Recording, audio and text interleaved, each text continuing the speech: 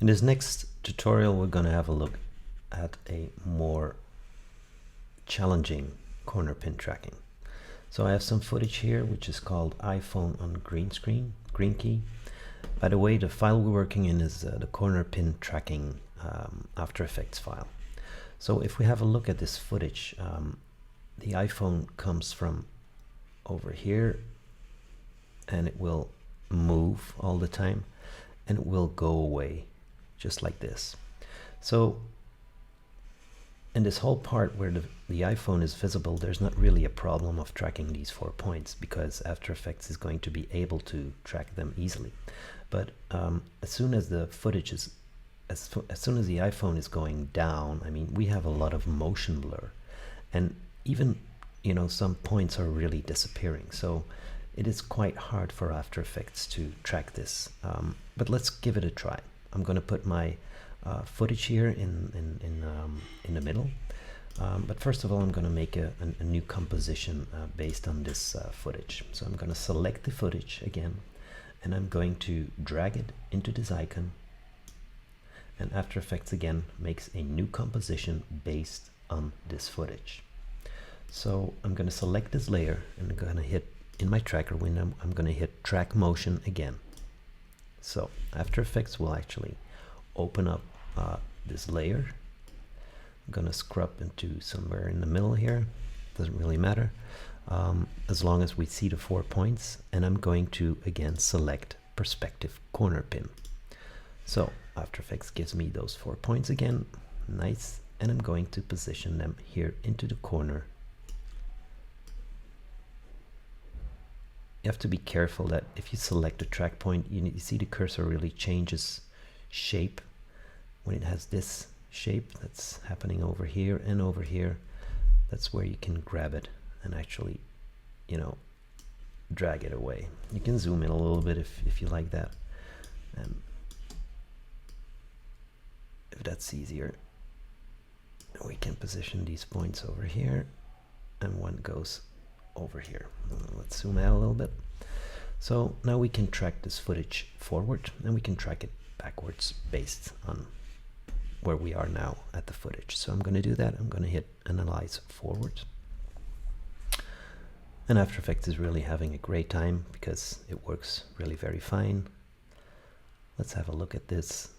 And then all of a sudden the iPhone is going to be pulled off screen in the bottom. And that's where it all goes completely wrong because After Effects basically loses the track points. I have one option set here which says stop tracking in the option window here, stop tracking if confidence is below 80. Okay, so that's what I've done. And After Effects, I mean, we're still quite good.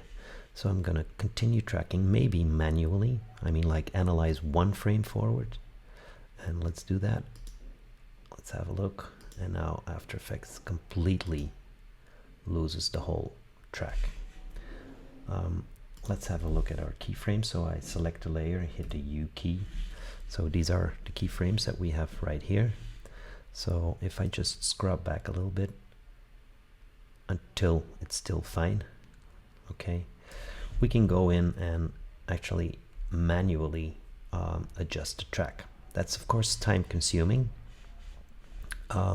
Just give you an example of how you should do that. So you track 1 frame forward. Okay, that's still good. Track 1 frame forward. Track 1 frame forward. It's completely lost here. So I should really have a look and see where these track points are actually, where they should be. Okay, but this is now just for 1 frame, so I have to do this for another frame. Lost it completely, and I would have to do this all the way to the back. Same thing here. If I now scrub in a place in the timeline before the last keyframe and I hit the K key, it will jump back to this keyframe. So we're back to where we started, and I'm going to track backwards. And again, After Effects is doing a very nice job as long as it can see the 4 points and as long as the motion blur is not too bad. Okay, So I'm going to pause the video for a second. Here After Effects was doing a good job, but then of course he's gonna lose the track, you know, and he just completely loses the track here when he's no longer able to, you know, because of all this motion blur. And certainly when the iPhone gets completely off the screen, I mean, After Effects will never be able to track these points. So for the time being, for this whole time in the footage, After Effects has done a really good job, but it's not good enough. And we should really have to track all these points here and all these points over here to get a good result. So just to go over the same thing we did again for the time we have some good information here, I can take the iOS screen, which is a JPEG here.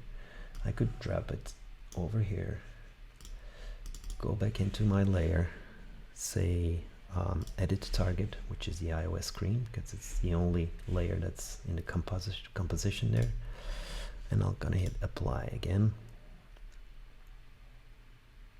It takes a little while, and once it's done,